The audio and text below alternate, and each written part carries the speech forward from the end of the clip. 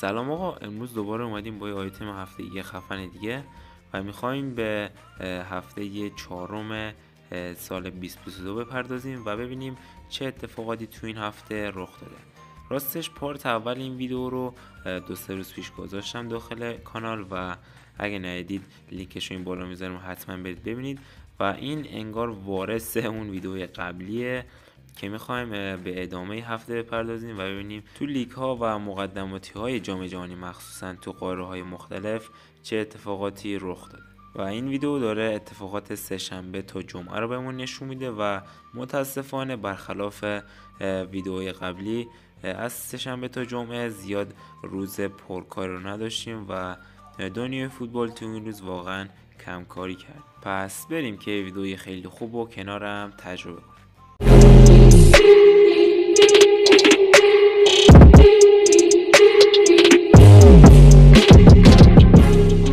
خب خیلی خوش اومدید به کانال من. طبق عادتی که توی هر ویدیو داریم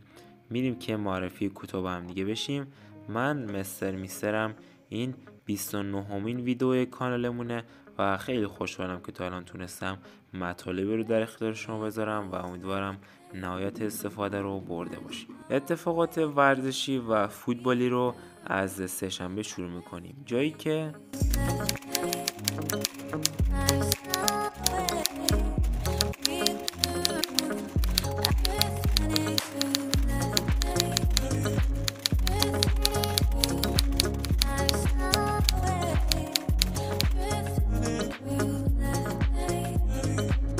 خب اول از همه روز سه‌شنبه رو با یه خبر ورزشی شروع میکنیم و میریم به دنیای تنیس، جایی که تنیس باز خوب کشورمون مشکوت زهرا صفی توی ادامه مسابقات جوانان ویمبلدون موفق نشد حریف خودش رو شکست بده و از دور مسابقات حذف شد. اون که تا الانش هم دست به شگفتی بزرگی زده بود و توضیحات بیشتر رو توی یک ویدئویی کاملتر بهتون گفتم و این ویدیو رو این بالا سمت چپ میذارم، اگه دوست داشتید حتما اونم تماشا کنید. و کار تنیسور جوان و آینده دار کشورمون با 1 برد و 2 باخت تو این مسابقات به اتمام رسید. میپردازیم به اتفاقات فوتبالی روز سه‌شنبه، جایی که تو جام ملت‌های آفریقا در ادامه مراحل حذفی سنگال به مصاف کیپ ورد رفت که در پایان مسابقه تونست 2-0 حریفش رو شکست بده و ولی اتفاق بعدی که افتاد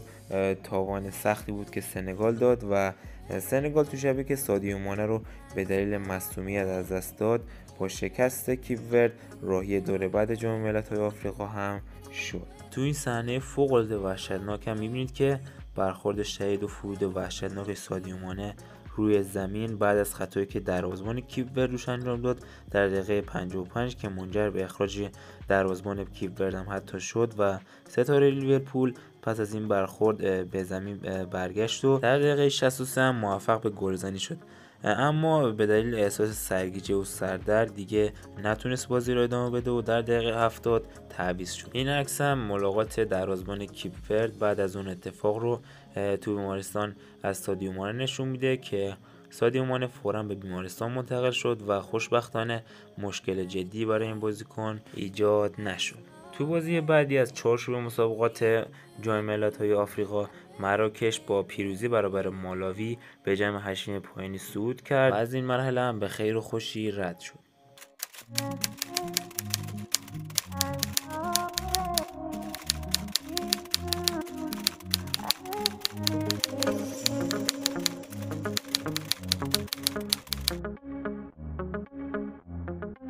روز چهارشنبه رو با رونمایی از کیت جدید تیم ملی مردان ایران شروع می‌کنیم و می‌بینیم که این کیت‌ها برای مسابقه با عراق و امارات طراحی شدن و به نظر من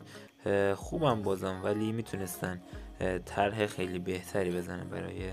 پیراهن تیم ملی. اتفاقات فوتبالی روز چهارشنبه رو با جام ملت‌های زنان آسیا شروع می‌کنیم، جایی که تیم ملی ایران با این حلقه تاد خوشگلشون که زدن و نشون از حساسیت بازی میده به مصاف چین تایپه رفت که متاسفانه نتونست از گروهش صعود کنه و پایان راه تاریخ سازان تو جام ملت‌های آسیا اتفاق افتاد و اونا اگه حتی یه مساوی میکردن یا میبردن میتونستن مرحله بعد صعود کنن که واقعا حیف شد. و تو ادامه مسابقات جام ملت‌های آفریقا مرحله حذفی، مصر به مصاف ساحل عاج رفت که جدال دو مدعی اصلی به پنالتی کشید و صعود مصر و کارلوس کیروش به 1/4 نهایی با حذف ساحل عاج قدرتمند اتفاق افتاد و اونا تونستن داخل ضربات پنالتی با نتیجه 5-4 از سد ساحل عاج عبور کنند.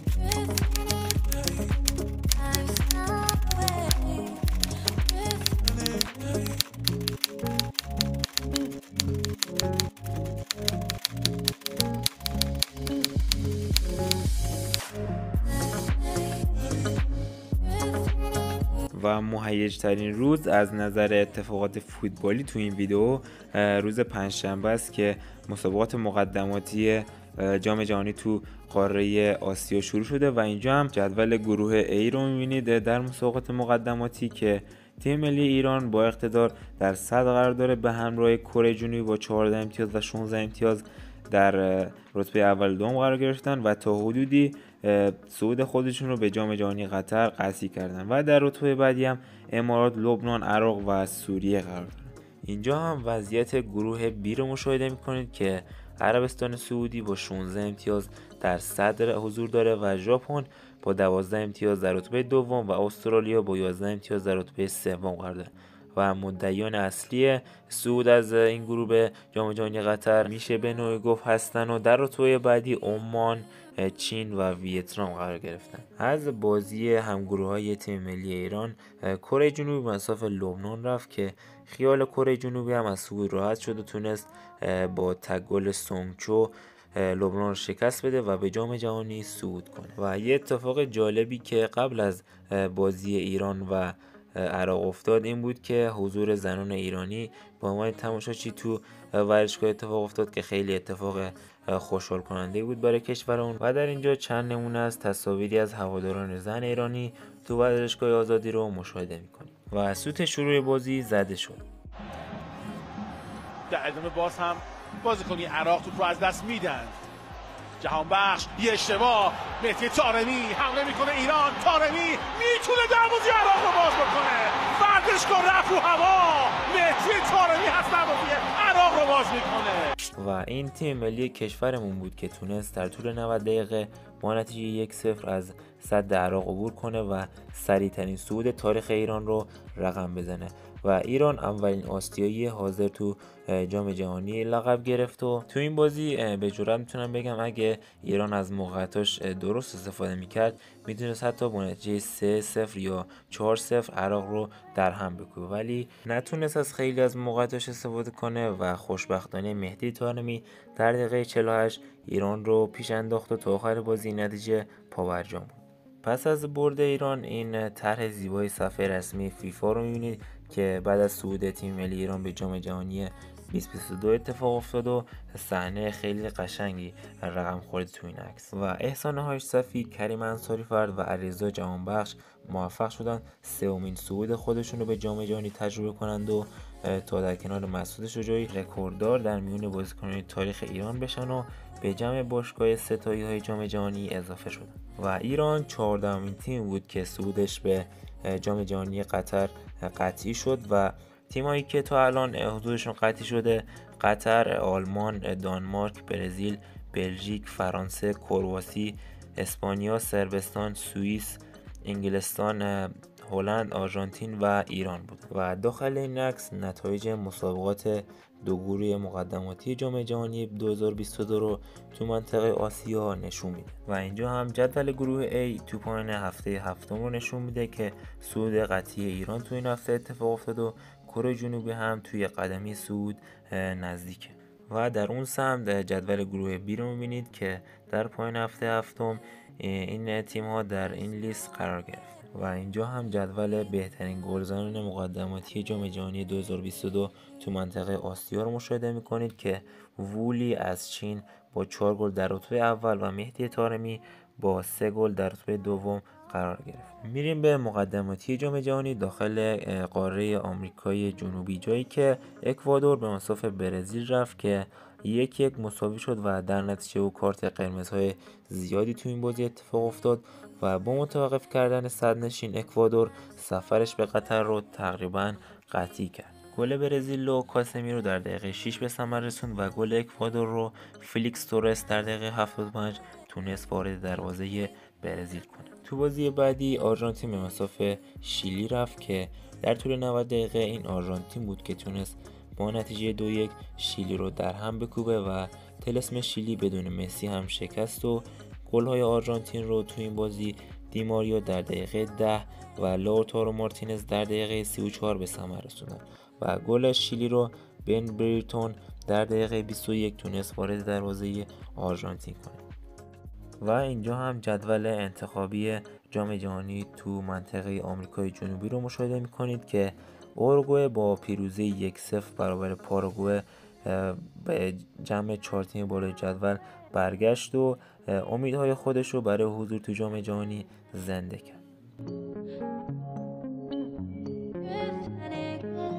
و در اینجا هم جدول انتخابی جام جهانی تو منطقه آمریکای شمالی رو مشاهده می‌کنید که کانادا تو مسیر تحقق رویای جام جهانی قرار داره و تو صدر این لیست قرار گرفته با 19 امتیاز. و بازم به انتهای ویدیو رسیدیم. میدونم که تو این ویدیو زیاد اتفاق فوتبالی رخ نداد، ولی این از خاصیت فیفا دیگه، یا مصدومیت داره یا مرگ و میر و یا از این اتفاقای بد برای ما فوتبال دوستان. همونطور که میدونید بازم به پایان اومد این داستان، ولی حکایت همچنان باقی است. خیلی خوشحالم که تا اینجا ویدیو همراه من بودید. تا دیدار بعدی شما رو به خود بزرگ میسپارم. دوستان یا حق.